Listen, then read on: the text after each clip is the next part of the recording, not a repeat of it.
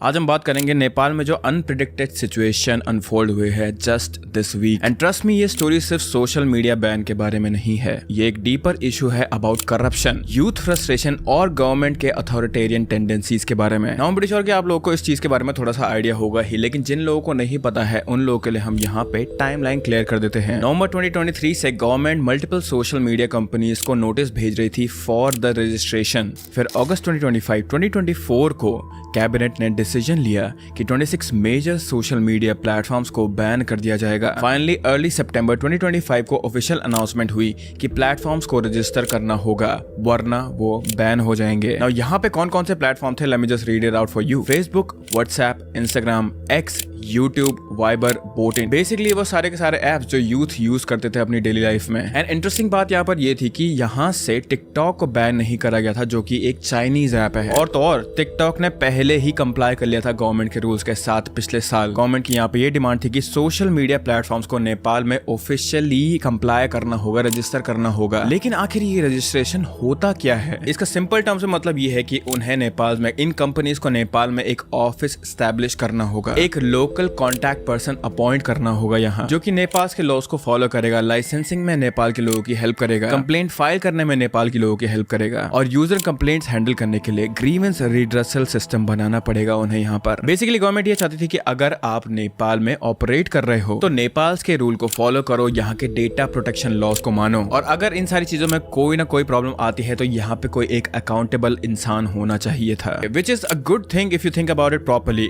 Nepal basically ये चाहती थी कि लोगों का डेटा बेचा ना जाए बाहर, और यहाँ के यूथ को बचाने के लिए भी ये स्टेप उठाया गया था कि ताकि अगर यूथ के साथ कभी कोई छेड़खानी हो या फिर किसी की फोटो या फिर वीडियो को एक अनऑर्थोडॉक्स तरीके से यूज करा जाए तो उसके लिए कोई आदमी यहाँ पे हो। पर आगे जो इस चीज में हुआ, it puts a very big question mark to this whole agenda of Nepal government. Monday सितंबर 8, 2025 को नेपाल में डेकेड्स का वर्स्ट अनरेस्ट देखा गया था। Thousands of young Nepalese Kathmandu और अदर सिटीज में स्ट्रीट्स पर उतर आए थे। प्रोटेस्टर्स ने बारबेड वायर पुश थ्रू किया और रायट पुलिस को पार्लियामेंट कॉम्प्लेक्स के अंदर रिट्रीट करने पे मजबूर कर दिया था। नाउ यहाँ पे ये प्रोटेस्ट की ओर थे। यंग प्रोटेस्टर्स का ये कहना था कि ये प्रोटेस्ट सिर्फ सोशल मीडिया बैन के बारे में नहीं है, ये एक ब्रॉडर फ्रस्ट्रेशन था करप्शन और लैक ऑफ ट्रांसपेरेंसी के बारे में। यूथ का ये कहना था कि दे पे टैक्सेस लेकिन उनका प्रॉपर डॉक्यूमेंटेशन नहीं मिलता था उन्हें, तो ये पैसा आखिर कहाँ पे यूज हो रहा है और ये पैसा कहाँ जा रहा है। और कुछ लोगों का यहाँ पे ये भी कहना था कि जितने भी गवर्नमेंट ऑफिशियल्स हैं उनके बच्चे ये सारा का सारा पैसा यूज करते हैं बाहर फॉरेन कंट्रीज में ऐश करने के लिए, और यहाँ पर रहकर इन लोगों के पेरेंट्स नेपाल के लोगों से बस ये पैसा एक्सट्रैक्ट करते हैं और अपने इस्तेमाल के लिए ही यूज करते हैं। इंटरेस्टिंग बात यहाँ पर ये थी कि जब सोशल मीडिया बैन हुआ तो स्टूडेंट्स ने यहाँ पे ओल्ड स्कूल मेथड से प्रोटेस्ट के लिए तैयारी करी थी। In again very old school way इन लोगों ने यहाँ पे प्रोटेस्ट ऑर्गेनाइज करा था। यूनिवर्सिटी कैंप्स में वर्ड ऑफ माउथ से ये सारा का सारा मैसेज स्प्रेड हुआ था। कॉलेज ग्रुप्स में फेस टू फेस कोऑर्डिनेशन हुई थी और मैसेजिंग एप्स जो अवेलेबल थे उनके थ्रू भी इस मैसेज के बारे में बताया गया था। Some people were also using VPN here so that they could access other social media platform और वो अपने देश से बाहर लोगों को इस चीज की जानकारी दे सकें। मंडे मॉर्निंग 9 AM से डेमोन्स्ट्रेटर्स माइती घर में गैदर होना शुरू हो गए थे। Students mostly in their teens and 20s school और कॉलेजेस यूनिफॉर्म में आए थे, holding science that read shut down corruption and not social media, unban social media and youth against corruption। और अब ये एक ऑर्गेनिक मूवमेंट बन चुका था जो रैपिडली काठमांडू में आगे बढ़ रहा था। एंड शुरुआत में ये प्रोटेस्ट बहुत ज्यादा पीसफुली थे, लेकिन यहाँ पे एक बहुत ज्यादा ट्रैजिक टर्न आता है। इनिशियली जब thousands of young protesters parliament complex की तरफ मार्च हुए तो तब डर कर पुलिस ने यहाँ पे क्राउड कंट्रोल मेजर्स यूज करे, जैसे कि वाटर कैनन, बैटन और तो और रबर बुलेट्स भी। नाउ रबर बुलेट्स सुनने में तो बहुत ज्यादा इनोसेंट साउंड करता है, लेकिन उसका इम्पैक्ट भी उतना ही होता है and even those can seriously hurt someone. लेकिन जब प्रोटेस्टर्स ने बारबेड वायर पुश थ्रू किया और पार्लियामेंट बिल्डिंग के वो अंदर एंटर करने की कोशिश कर रहे थे, तब सिचुएशन ड्रास्टिकली एस्केलेट हो गई थी और पुलिस वालों को यहाँ पे ये लगा कि ये प्रोटेस्टर्स अब पार्लियामेंट को ब्रीच कर ही देंगे। इसीलिए उन्होंने टीयर गैस और रबर बुलेट्स के साथ साथ लाइव एम्यूनिशन का भी यूज करा। सिंगा दरबार, द गवर्नमेंट हेडक्वार्टर्स, यहाँ पर ही पुलिस ने डिसाइड किया कि लीथल फोर्स यूज करना पड़ेगा टू प्रिवेंट द ब्रीच। ये डिसीजन कंट्रोवर्शियल है क्योंकि प्रोटेस्टर्स मोस्टली अनआर्म्ड स्टूडेंट्स थे जिन्होंने अगेन शुरुआत इस प्रोटेस्ट की बहुत ज्यादा पीसफुली करी थी। नाउ इस चीज का रिजल्ट क्या हुआ, I have to read it out to you so that I don't get this thing wrong. At least 19 people मारे गए थे यहाँ पे मंडे को एंड ओवर 100 पीपल यहाँ पे इंजर्ड हुए थे। टोटल कैजुअलिटीज में 400 प्लस इंजर्ड रिपोर्ट्स हुई हैं। एंड इस चीज को तुम लोग बस एक नंबर की तरह मत सोचो, इस चीज को तुम लोग एक स्टैट की तरह मत सोचो। बस these are the real young lifes जो कि अब नहीं है इस दुनिया में। यहाँ पर लोगों का कहना था कि जिस नेपाल के यूथ के लिए सब कुछ पहले करवाया जा रहा था वो ही खुद अपनी ही कंट्री में खतरे में थे, क्योंकि किसी की जान चले जाना is not a light thing. और इतना सब कुछ होने के बाद ऑब्वियसली हर कोई गवर्नमेंट पर गुस्सा था। मंडे इवनिंग को होम मिनिस्टर रमेश लेखक ने रेजिग्नेशन सबमिट की prime minister KP Sharma Oli के कैबिनेट मीटिंग में। अपने मॉरल रिस्पॉन्सिबिलिटीज को लेकर स्टेप डाउन किया, क्योंकि 19 पीपल की डेथ और हंड्रेड्स की इंजरी का मॉरल रिस्पॉन्सिबिलिटी आखिर कौन लेगा। तो you can understand this thing कि अगर कोई गवर्नमेंट ऑफिशियल ही रेजिग्नेशन दे रहा है वो भी सिर्फ और सिर्फ मॉरल ग्राउंड पर, तो यहाँ पर मामला कितना ज्यादा सीरियस होगा। Now after that mounting pressure और इंटरनेशनल क्रिटिसिज्म के बाद और 19 लोगों के रिपोर्टेडली मरने के बाद नेपाल गवर्नमेंट ने फाइनली आज सुबह सोशल मीडिया बैन को हटा दिया है। कम्युनिकेशंस मिनिस्टर ने ट्यूसडे सितंबर 9, 2025 को अनाउंस किया that we have withdrawn the shutdown of social media. They are working now. लेकिन ये सिर्फ डैमेज कंट्रोल था, रियल इशू अभी भी एड्रेस नहीं हुआ था।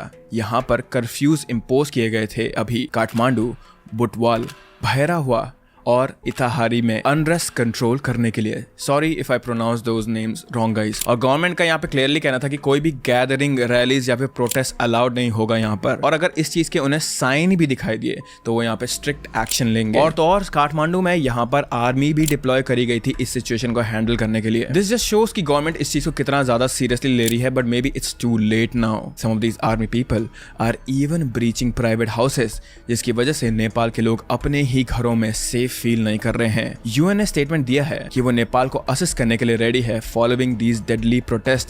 UN human rights office said that they were shocked by the deaths of the protesters and urged a transparent investigation here.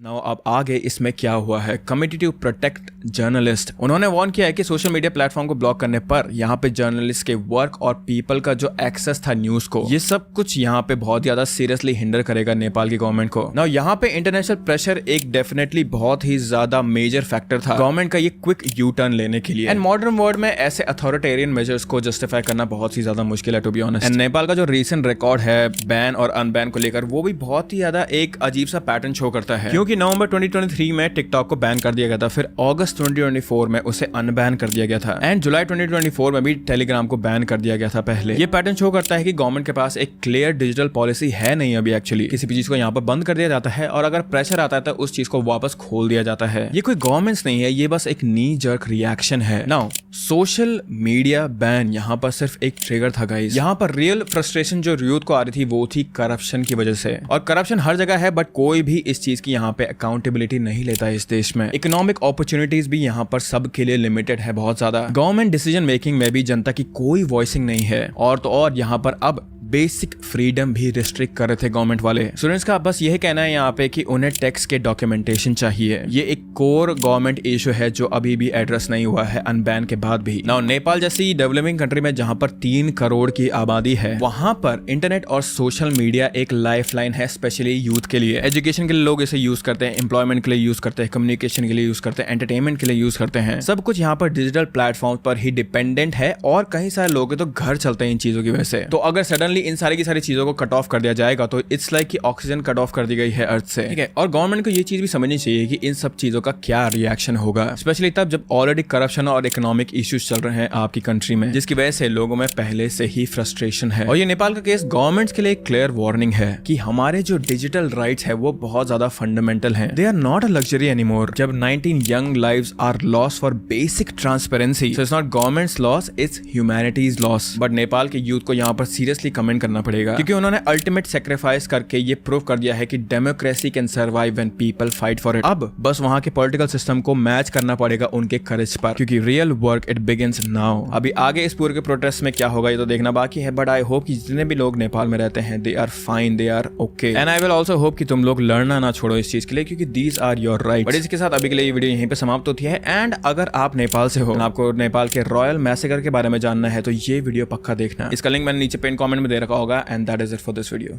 Bye bye.